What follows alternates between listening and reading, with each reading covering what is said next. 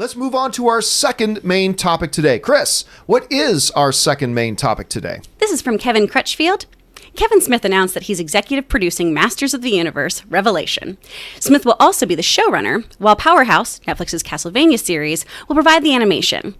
Now seems like a good time for this move to move forward, don't you think? Especially when I believe the Masters of the Universe movie starring Noah Centineo is up in the air and there's no update, and principal photography was already slated to begin at the beginning of July. Are you excited about this? How are you guys feeling about this project? I'll tell you what, I was surprised.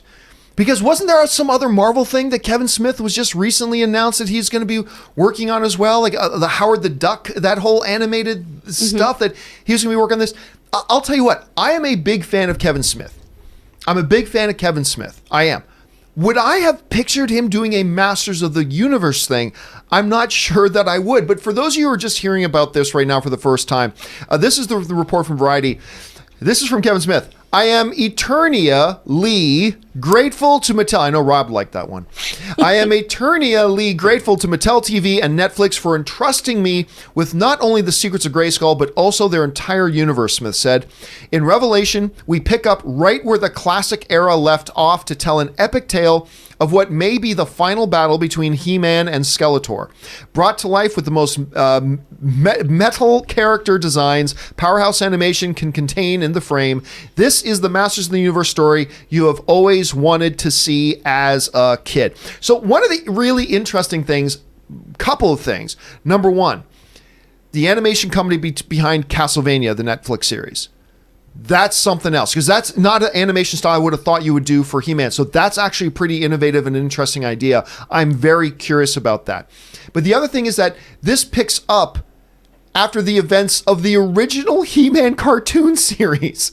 I don't even remember the events of the original He-Man cartoon series, to be honest with you, but still picking up from there, but done in that Castlevania style. Listen, I got to tell you, out of all the stories today, this is the one that probably surprises me the most.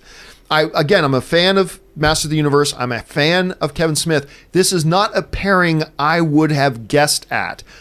But I'd be lying if I didn't say I was fascinated by it. Anyway, Rob, you're hearing about this. Do you think this is a good match, and were you surprised? I was surprised. And I think I'm really looking forward to seeing Jay and Silent Bob in Eternia. Because they're somehow going to show up. Look, as henchmen of Skeletor? That could be. Awesome. As long as Merman and Manny faces are done right in the show, I'll be a happy man. I mean, that's what I can say. Look, He-Man, John, I bought the original He-Man lineup the day Star Trek II: The Wrath of Khan opened. Wow. I know. I don't know why I remember that, but it's true. So oddly specific. It is oddly specific, and that was June 4th, 1982. And, that was Skeletor, He-Man, She-Ra, Merman, Beastman. Beastman? Was it Beastman? Yep. And then the guy who flies. I forget. But it was like the six figures that they first... And I never watched the show. I watched like one episode. I'm like, I can't... It was a little simplistic for me. It was the same every episode. But I did work on a documentary about the He-Man franchise. And I kind of love the He-Man franchise. So I think it's really cool that Kevin Smith... Because clearly... he must love it too. It's not like he probably had this opportunity, pitched it, and it's one of those dream projects you get. So kudos to him. I think it's the fact that he's going to be eternally grateful.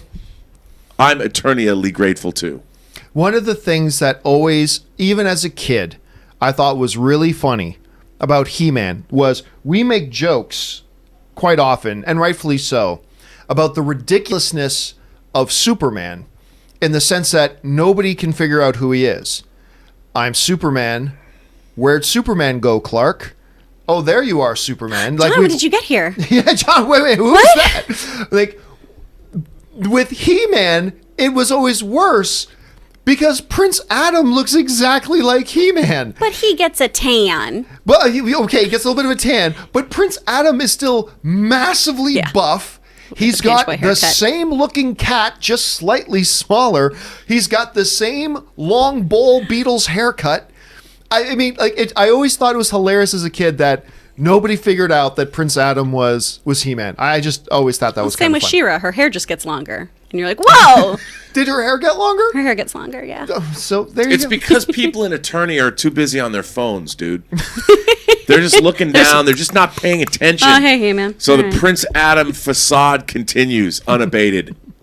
Well, the question here, guys, are you taken by the Prince Adam and the Kevin Smith facade? What do you think about the idea of Kevin Smith? Do you think this is a good fit? Do you think, like me, that's a little bit of an odd fit, even though I like both Kevin Smith and He-Man? What do you guys make of this? Are you looking forward to it? Jump down to the comment section below and let us know your thoughts. All right.